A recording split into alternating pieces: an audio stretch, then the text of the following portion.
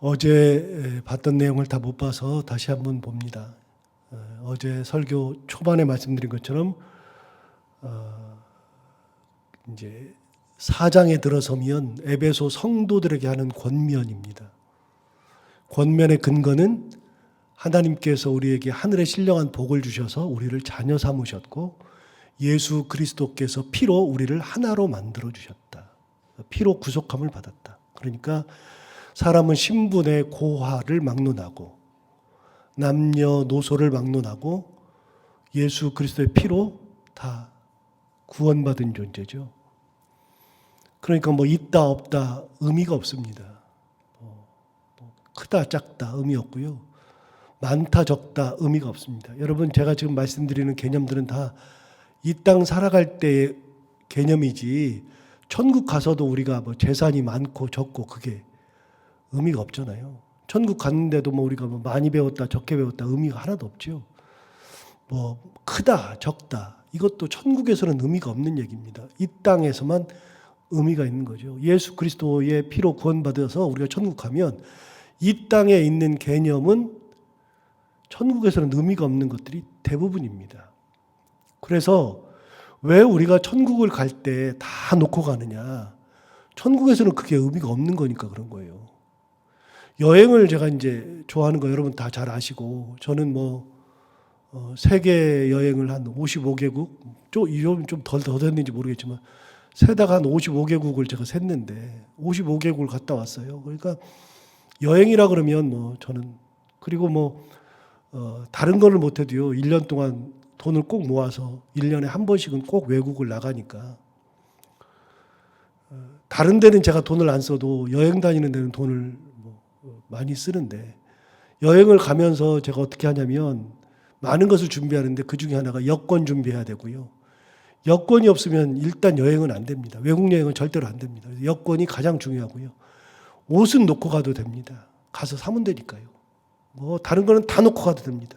아무것도 없어도 됩니다. 여권 하나만 딱 있으면 됩니다. 그리고 더 중요한 거 돈이 있어야 됩니다. 돈을 바리바리 싸가지고 가야 됩니다. 그게 이제 뭐 달러를 가져가든 유로를 가져가든 아니면 현지화를 가져가든 일단은 달러나 유로화가 있으면 현지에 가서 얼마든지 바꾸게 됩니다. 한국 돈은 못 바꾸는 곳이 많습니다. 그러니까 가기 전에 달러나 아니면 유로를 바꿔서 가죠. 여러분 돈을 왜 가지고 갑니까? 돈을 가지고 가야만 여행을 하기 때문에 그렇습니다. 그런데 놀랍게 천국 갈 때는 돈을 놓고 갑니다. 왜요? 천국에서는 돈 쓸 일이 없거든요. 이 땅에서의 개념을 가지고 살지 않거든요. 천국에서는 이 땅의 개념이 의미 없는 것이 너무나도 많습니다. 그런데 우리끼리 이 땅의 개념을 가지고 편가르고 우리끼리 그것이 좋다 나쁘다 하기 시작하면 하나님과는 무관한 걸 가지고 우리끼리 그러는 겁니다. 그래서 그걸 알기 시작하면 그거 별로 의미가 없습니다. 근데 이 에베소서의 말씀이 그렇습니다. 우리가 그리스도의 피로 속량함을 받았다. 속량의 뜻이 뭐라 그랬죠? 돈을 주고 면천시키는 거. 돈을 받고 면천을 해주는 거. 여러분 면천한다는 것은 첫것에서 일반인이 되는 건데 그거 남에게 매여 있다가 거기서 벗어나는 건데 돈이 있어야만 되는 거죠. 그런데 예수 그리스도의 피로 우리를 면천시킨 거 아닙니까? 죄에서 우리를 끄집어내서 하나님의 나라로 이끌어 주셨으니까. 그러니까 어떻게 살아라? 이렇게 살아라. 이렇게 살으라고 하는 말의 뜻에는 인간적 개념을 가지고 살으라는 것은 아니겠죠.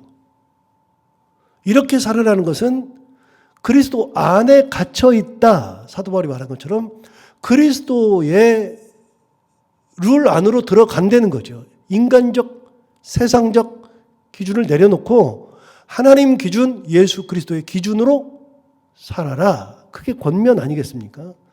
여러분 목사가 이 자리에 서가지고서 여러분들에게 권면할 때 여러분 뭐 아무튼 뭐 사기를 쳐서라도 돈을 많이 가지고 있으면 이렇게 말하지 않잖아요. 당연한 거 아니겠어요? 하나님의 은혜를 전할 거고 예수 그리스도의 구속을 전할 거고 속량함을 전할 거지. 목사가 이 자리에 서가지고서 여러분 편을 갈라야 합니다.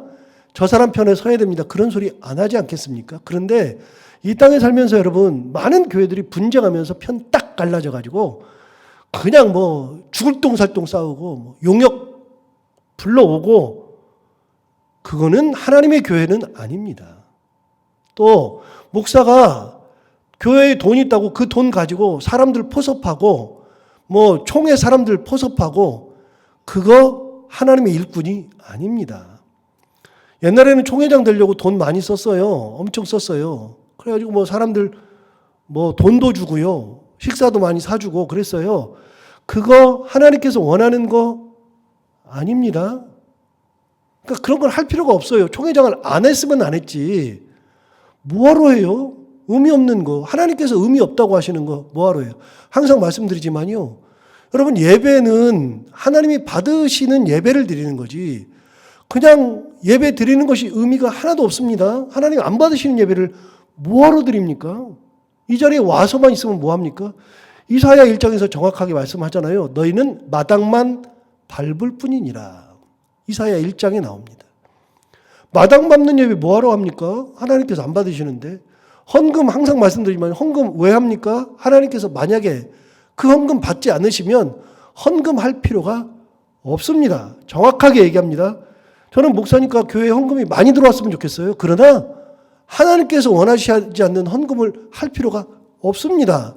봉사도 그렇고요. 하나님께서 원하시지 않는 걸 뭐하러 합니까? 총회장 그거 뭐합니까? 하나님께서 총회장 했다고 야, 너 총회장 했으니까 상급 하나 더 받아? 그러지 않는데 그거 뭐 얼마나 좋다고 하고 있고 뭐 그래요. 의미가 하나도 없어요. 하나님께서 원하시는 거 하는 거고 교회는 하나님이 주인이시고 예수 그리스도의 음성이 들려야 하기 때문에 이곳을 통해서는 사람의 룰이 교회를 좌지우지하면 안 됩니다. 목사도 좌지우지해서는 안 됩니다. 하나님의 은혜만 나타나는 겁니다. 그 얘기입니다. 너희가 이렇게 살아라.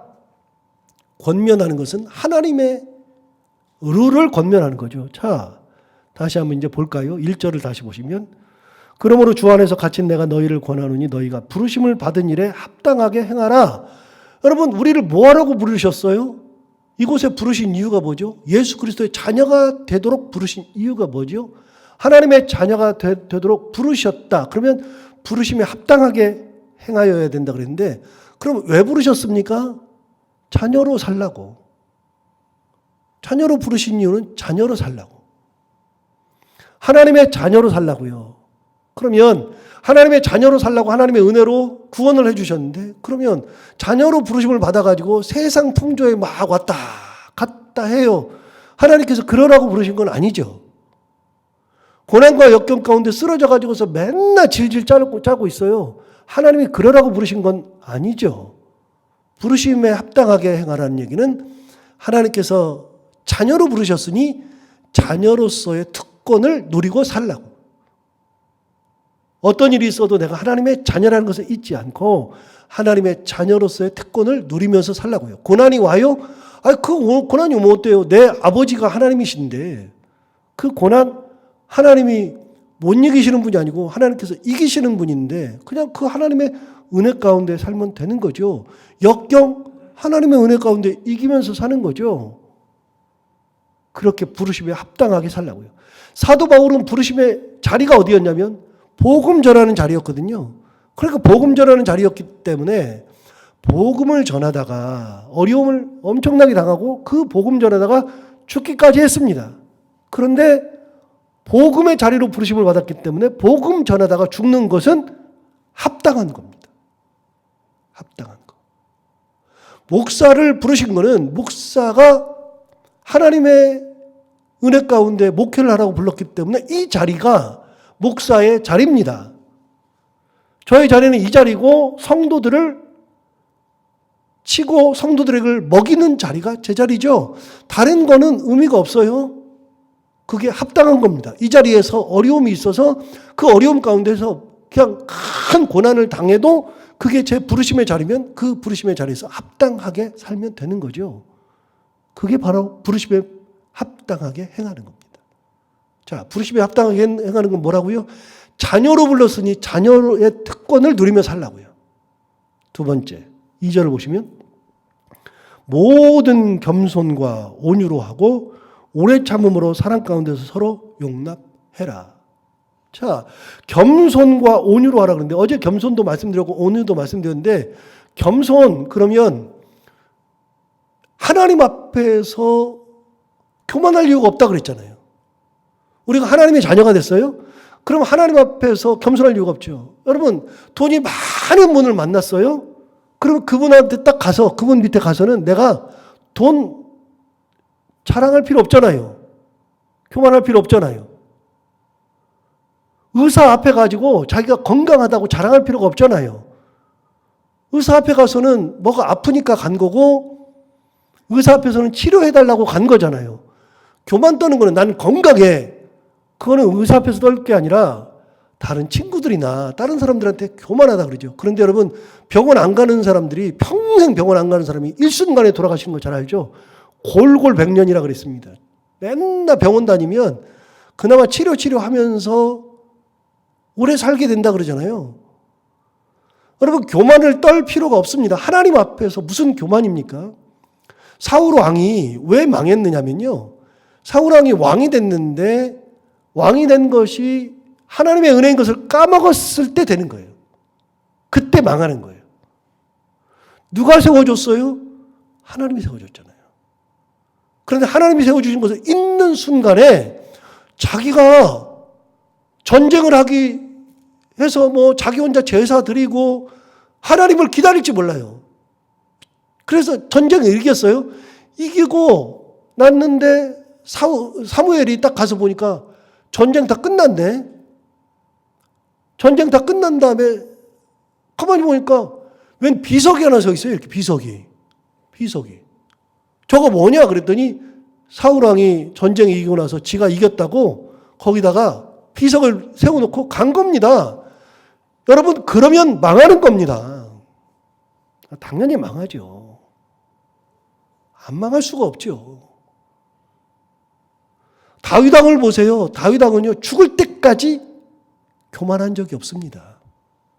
단 한 번도 교만한 적이 없습니다. 내 집은 무엇이며 나는 누구이기에 나를 여기까지 이르게 하셨나이까? 사무엘하 7장에 나온다 그랬잖아요. 성전 지어드린다고 했을 때 하나님이 말씀하셨을 때 그 고백했잖아요. 그런데 시편 8편에도 보면 이게 나옵니다. 여호와 우리 주여 주의 이름이 온 땅에 어찌 그리 아름다운지요. 시편 8편에 그 유명한 시가 나옵니다. 여호와 우리 주여 주의 이름이 온 땅에 어찌 그리 아름다운지. 이 찬양도 나왔잖아요. 여호와 우리 주여. 근데 그 뒤쪽에 보면 사람이 무엇이간데 주께서 저를 생각하시고 인자가 무엇이기에 주께서 저를 안위하시나이까. 이게 나오잖아요. 다윗이 고백합니다. 사람이 무언데요. 주께서 저를 붙들어 주시고 인도하시고 인자가 무엇이기에 주께서 저를 안위하시나이까. 다윗은요 죽을 때까지 교만해 본 적이 없습니다. 그러니까 다윗을 하나님께서 그렇게 쓰시는 겁니다. 죽어서도 위대하게 만들어주는 겁니다. 저는 교만하면 꼭 생각나는 사람이 와스디라 그랬잖아요. 아하수에로 왕의 부인 와스디. 자기가 와스디의 부인이 돼가지고 온갖 권력을 다 가지고 있으니까 127도의 장관들을 다 그 통치자들을 다 불러가지고서 아하수에로가 잔치를 벌일 때 127명의 통치자들이 아하수에로 왕에게 다 왔어요. 쉽게 말하면 도지사들이 다 온 거죠. 부인들도 다 왔습니다. 그래서 왕은 남자들을 불러서 잔치를 하고 와스디는 그 부인들을 불러서 잔치하고 있는데 그 와스디가 너무 예쁘니까 아하수에로 왕이 자랑하고 싶은 거예요. 내 아내가 얼마나 예쁜지. 그래서 오라고 그랬어요. 그랬더니 아니 나도 여기서 이렇게 잔치 벌이고 나도 이 사람들 앞에 있는데 나를 왜 불러? 그러고서 안 갔다가 그냥 끝난 거 아닙니까? 그 다음부터는 와스디라는 이름도 안 나옵니다. 여러분 권력이 어디서 나옵니까? 왕에게서 나오는 거죠. 우리 삶의 근거가 어디서 나옵니까? 하나님께 나오는 거죠. 하나님이 은혜 주셔서 제사를 이루었고 하나님이 은혜 주셔서 내가 이렇게 숨을 쉬고 살아가고 있고 하나님이 은혜 주셔서 내가 세상 가운데서 존경도 받고 사랑도 받고 그러는 거지. 하나님이 그거 거둬가시면 끝이에요. 저는 생명은 하나님 거라는 것을 반드시 항상 잊지 않고 고백합니다. 왜요? 죽을 고비를 넘겨보니까요. 급체하면 죽습니다. 급체하면 숨을 못 쉽니다. 온몸에 피가 안 돕니다. 아예 그냥 피가 안 돕니다. 온몸이 하얗게 변합니다. 다 죽었다. 경험해보니까 알겠습니다. 여러분, 사람은 체하면 죽어요. 아무것도 아니에요. 생명 죽게 있어요. 하나님이 생명 거둬가시면 그걸로 끝이에요. 교만할 게 없어요, 인간은. 하나님의 자녀로 부르심 받았잖아요. 하나님 앞에 가서 무슨 교만 떨어요. 겸손이지. 온유로 하라 그랬습니다. 온유. 어제도 말씀드린 것처럼 온유한 사람은 사람들이 옆에 끌어요. 사람들이. 자, 우리가 하나님의 자녀가 돼서요. 하나님 앞에 갔어요. 똑같아요. 하나님 앞에 가서 교만 떨 이유가 없죠. 또 하나님 앞에 가가지고 성질 낼 필요 없잖아요. 하나님 앞에 가서 막 성질 내요. 야이씨! 그래요? 하나님한테? 그리고 하나님이 또 옆에서 누구 있는데 내가 제 사람 마음에 안 들어. 막 그러니까 야! 하나님 앞에서 그래요? 그럴 필요가 없잖아요. 하나님 앞에서는. 성질은 무슨 성질을 해요. 하나님 앞에서는 온유한 거예요. 하나님의 은혜를 바라보는 거예요. 그래서 제가 적어왔어요. 성경에 온유하다는 표현이 마태복음에 한번 나오고 시편에 나오거든요. 두 가지가 굉장히 중요한 거예요. 그런데 마태복음에 나오는 온유는 마태복음 5장에 나오거든요. 마태복음 5장 5절에 보면 온유한 자는 복이 있나니 저가 뭘 기업으로 받아요? 땅을 기업으로 받을 것이며, 이게 마태복음 5장 5절에 있는 말씀이에요. 온유한 사람은 복이 있는데 땅을 기업으로 받아요. 그런데 비슷한 표현이 시편 37편 11절에 나옵니다. 여기서는 뭐라고 되어 있냐면 온유한 자들은 땅을 차지하며 그랬어요. 시편 37편에도 온유한 자들은 땅을 차지한대요. 그 다음 뭐라 그러냐면 풍성한 화평으로 즐거워하리로다. 희한하다. 왜 온유한 사람들에게 자꾸 땅을 기업으로 받는다? 땅을 차지한다 그래요? 왜냐면요, 여러분, 땅은 내 게 아니에요. 땅이 내 게 아닌데 땅을 기업으로 받는다는 것은 내 땅이 넓어진다는 뜻이거든요. 그럼 온유한 사람 옆에서는요, 아까 말씀드렸죠, 사람이 끌어요. 사람이 끌으면 그 사람의 것도 내 것이 자꾸만 돼요. 자꾸만 땅이 넓어지는 거예요. 내 영역이 넓어진다 그 말이에요. 온유한 사람은. 그런데 온유하지 않은 사람들은요, 그 사람 옆에 사람이 없어져요. 자꾸만 사라져요. 여러분, 화 잘 내는 사람 옆에 있고 싶어요? 막 성질 부리는 사람 옆에 있고 싶어요? 그런 사람 옆에는 안 가요, 세상에. 세상에 두 쪽 나도 안 가요. 여러분, 제가 이 교회 와가지고 성질이란 성질은 안 내려고 진짜 노력하잖아요. 그리고 성질을 안 내요. 성질을. 저는 교육자들한테 성질을 한번 낸 적이 있거든요. 화를. 재작년에 한번 딱 낸 적이 있거든요. 화 안 내다가 화내니까 교육자들이 다 긴장하죠. 그런데 여러분, 화내면 그다음부터는 제 눈치 슬슬 보고요. 그 다음에 저 안 맞으시려고 슬슬 도망 다녀요. 근데 온유할 때는요, 안 그래요. 제 옆에 있어요. 그래서 교육자들한테도 제가 얼마나 잘해주는지 몰라요. 성도도 마찬가지예요? 아니에요? 목사가 화내면 옆에 있고 싶어요? 안 있고 싶어 하지. 여러분, 하나님 앞에 가서 성질 낼 일이 뭐 있어요? 온유함으로 돼야 된다. 온유해야 된다. 굉장히 중요한 거예요. 자, 하나님의 부르심을 받았으므로 부르심에 합당하게 살아야 되고요. 겸손하고 온유하게 사는 겁니다. 이렇게 살아라 그 말입니다. 자, 2절을 계속해서 보시면 모든 겸손과 온유로 하고 오래 참음으로 사랑 가운데서 서로 용납해라. 오래 참으래요. 그런데 여기 제가 설교를 준비하다 그 생각이 번뜩 들었어요. 왜 참으라고 안 하고 오래 참으라 그럴까? 성경에는요, 오래 참으라 그러지 참으라고는 잘 안 해요. 어디서나 오래 참. 그래서 성령의 9가지 열매, 갈라디아서 5장에 나오는 이미 봤었던 9가지 성령의 열매 중에 뭐가 나와요? 오래 참음이 나와요. 그런데 우리는 그걸 인내라 그래요. 인내가 아니고요, 오래 참는 거예요. 여러분, 왜 성경을 이걸 설교 준비하다 보니까 왜 참으라고 안 하고 오래 참으라 그럴까? 여러분, 참는 거는 참는다니까요. 한 번 참는 거는. 근데 저는 이제 실명을 거론 안 하지만 이거는 뭐 해댈 게 없으니까 실명 거론하면 전용자 권사님 무릎 수술했잖아요. 무릎 수술했는데 무릎 수술하러 들어갈 때 양쪽 다 무릎을 수술해야 되니까 인공관절 넣어야 되니까 제가 그랬어요. 아이고 이거 첫 번째는 가는데 두 번째는 진짜 힘들 건데 제가 얘기도 했었어요. 여러분 첫 번째 수술은요 멋 모르고 해요. 못 모르고. 그거 하고 나서 이제 재활할 때 재활 치료사가 발을 확 꺾어버려. 맨날 겁주거든요. 발을 확 꺾어버린다고. 그냥 진짜 꺾어요. 그런데 꺾지 못해요. 그게 꺾이지 않아요. 그런데 그거를 많이 재활할 때 그냥 계속 꺾어줘야 이게 꺾어야 나중에 꺾여요. 근데 그걸 안 하면 굳어져 가지고 나중에 안 꺾여요. 그래서 재활치료사가 뭐 한 주, 두 주 계속 꺾어주거든요. 그러니까 수술도 수술인데요. 수술한 다음에 재활치료하는 것이 공포예요, 공포. 그래서 첫 번째 수술할 때는요, 제가 전화해가지고 가서 보지 못하니까 전화해가지고 권사님 수술 들어가는데 기도할게요. 그랬더니 네, 그래 담대하게 들어가더니 두 번째 수술할 때는요, 무서워서 벌벌벌 떨어서 수술하기 전에 제가 전화로 기도 잘 안 하는데 기도합시다. 그래서 기도했더니 열심히 기도해요. 굉장히 두렵대요. 여러분, 두 번째 고난은 힘드는 거예요. 계속되는 고난은 힘드는 거예요. 한 번은 이긴다니까요. 제가 설교 두 달 전인가 세 달 전에 주기철 목사님 얘기를 하면서 주기철 목사님이 남긴 두 가지의 설교가 있다고 그랬죠. 하나는 일사가구라는 설교가 있어요. 그 인터넷에 돌아다녀요. 두 번째, 나의 5가지 종목의 기도 제목. 그래서 2개의 설교를 남겼어요. 일사가구라는 설교가 더 유명합니다. 그런데 나의 5가지의 기도 제목 그건 뭐냐?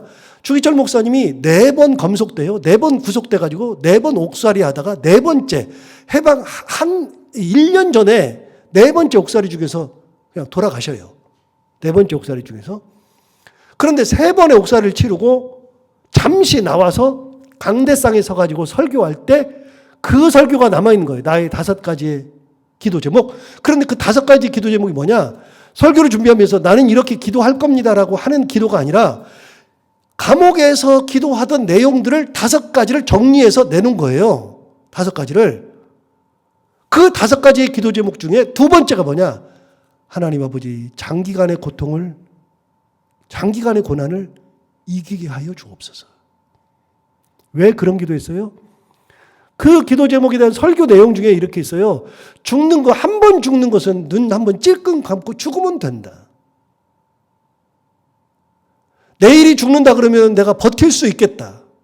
그런데 한 번 순교하는 게 아니라 끊임없이 있는 고통 속에서 이겨낼 사람이 아무도 없다. 여러분 이거는 고문을 받아본 사람만 하는 얘기입니다.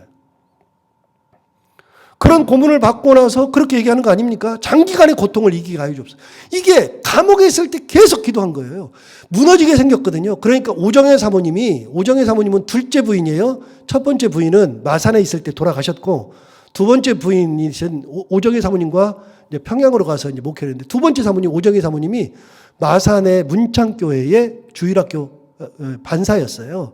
이제 그분하고 결혼을 했는데 그 오정혜 사모님이 대단한 분이에요. 진짜 대단한 분. 남편을 순교시키고 자녀를 믿음으로 길렀는데 남편이 감옥에 들어갈 때마다 오정혜 사모님이 그 집에서 아이를 키우는데 일제가 얼마나 끝까지 그랬냐면 교회에서 이 양반들을 쫓아내게 만들어요. 그 돈도 못 주게 하고 쌀거리도 주지 않도록 하겠어요. 그러는데도 버티면서 남편 순교를 끝까지 지켜내신 분이에요. 그리고 아이를 키웠어요. 그 오정혜 사모님이 남편이 감옥에서 무너지게 생겼으니까 감옥 가가지고서 했던 유명한 말이 있잖아요. 당신이 만약에 살아서 이곳을 나온다면 당신은 내 남편이 아닙니다. 그런 정도의 뚝심으로 남편을 순교의 길로 이끌었던 분이죠. 왜요? 무너지게 생겼거든요. 배교하고 나오게 생겼거든요. 그 장기간의 고통을 누가 이깁니까? 성경은요, 참으라고 안 해요. 오래 참으라 그래요. 그런데 누가 가능해요? 하나님 바라보는 사람만 가능해요. 왜요? 내 뒤에 하나님 계시거든요. 내 뒤에 예수가 계시거든요. 예수님 바라보는 사람들이 이기는 거예요. 끝까지. 그래서 신앙생활하는 거는요, 두꺼비처럼 해야 된다 그랬잖아요. 눈만 깜빡깜빡하면서 날 잡아 잡수. 그렇게. 오래 참음으로. 그 다음에 사랑 가운데서. 사랑 가운데서. 이거는 이제 설명하지 않고 넘어가고. 용납하라. 서로 용납하라. 용납한다는 것은요, 내가 주관이 아니에요. 나는 못 참는다니까요. 나는 참을 수가 없어요. 저걸 어떻게 봐?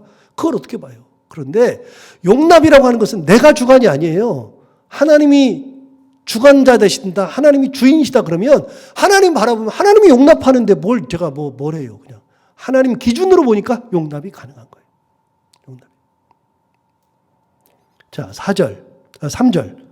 평안에 매는 줄로 성령이 하나 되게 하신 것을 힘써 지키라. 자, 평안에 매는 줄로 성령이 하나 되게 하신 것을 힘써 지키라. 야, 여러분, 줄로 두 사람을 묶을 수 있습니다. 줄로.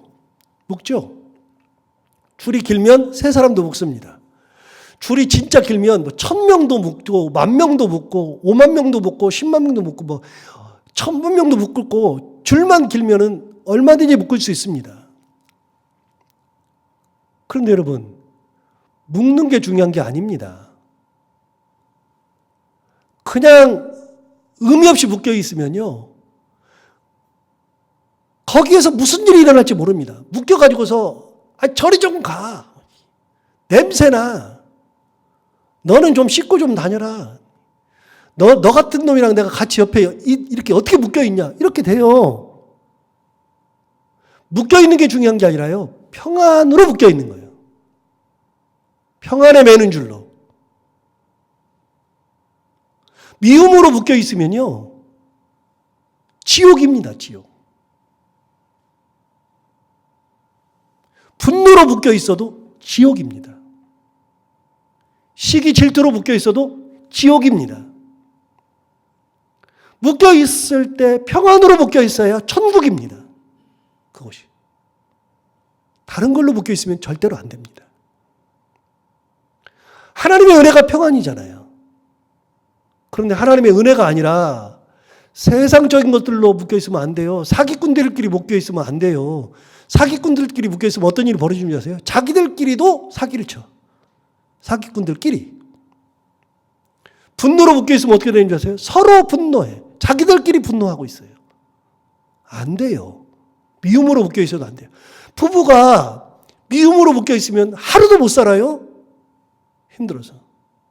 평안으로 묶여 있고 은혜로 묶여 있어야 되는 거지. 중요한 말이에요. 평안에 매는 줄로 성령이 하나 되게 하신 것을 힘써 지키라. 하나로 묶여 있으니까, 이렇게 묶여 있으니까 하나가 되는 거 아닙니까? 하나. 근데 우리가 하나가 돼야 되는 이유가 뭐냐? 자, 4절부터 쭉 나와요. 몸이 하나요.